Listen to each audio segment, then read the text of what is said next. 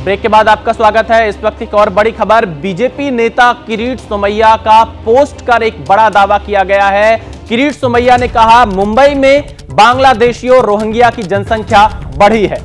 मुंबई में बड़ी संख्या में बांग्लादेश रोहिंग्या प्रवासी, 2051 तक हिंदू आबादी घटकर 54% रह जाएगी। यह दावा किरीट सोमैया का है। किरीट सोमैया ने एक्स पर पोस्ट कर यह लिखा है कि मुंबई में बांग्लादेशियों रोहिंग्या की जनसंख्या बढ़ी है। मुंबई में बड़ी संख्या में बांग्लादेश और रोहिंग्या के प्रवासी, 2051 तक हिंदू आबादी घटकर 54% रह जाएगी। यह दावा किरीट सोमैया की तरफ से किया गया है।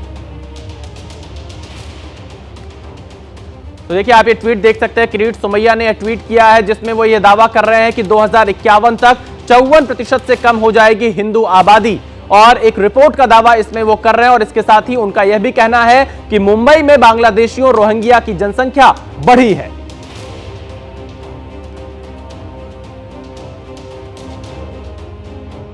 मेरे पास ये रिपोर्ट है जो टाटा इंस्टीट्यूट सोशल साइंस ने रिपोर्ट दिया है। उसमें लिखा है जिस प्रकार से मुंबई पर बांग्लादेशी रोहिंग्या अतिक्रमण बढ़ रहा है, 2051 तक मुंबई में हिंदू आबादी सिर्फ 54% रह जाएगी। 70, 80, 90% मुस्लिम आबादी हो गई है। और इसीलिए हमारा कहना है कि एक है तो सेफ है।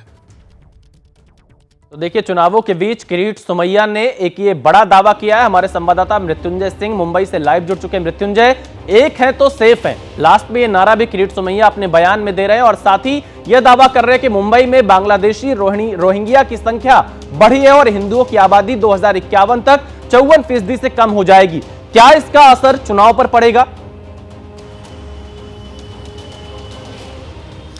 देखिए विशाल, निश्चित तौर पर चुनाव में इसका असर पहले से ही पड़ना दिख रहा है और कहीं ना कहीं दोनों ही पक्षों से जिस प्रकार के बयानबाजी आ रही हो या जिस प्रकार के समर्थन की बातें आ रही हो, कहीं ना कहीं ध्रुवीकरण भी हो रहा है और ये जो मुद्दा है ये चर्चा का विषय बना हुआ है। शुरुआत आपने देखा था कि मुंबई के कई इलाकों में बटेंगे तो कटेंगे के पोस्टर लगे हुए थे।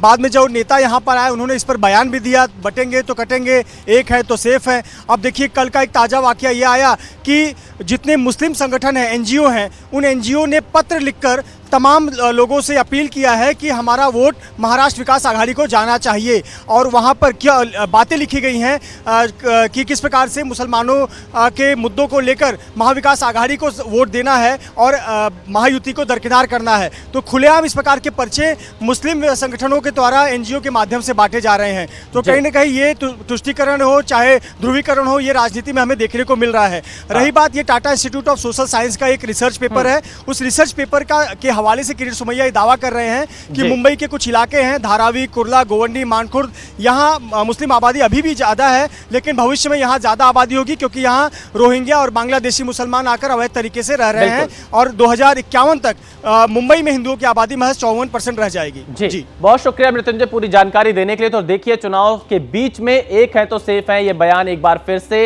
यहाँ पर किरीट सोमैया की तरफ से आया।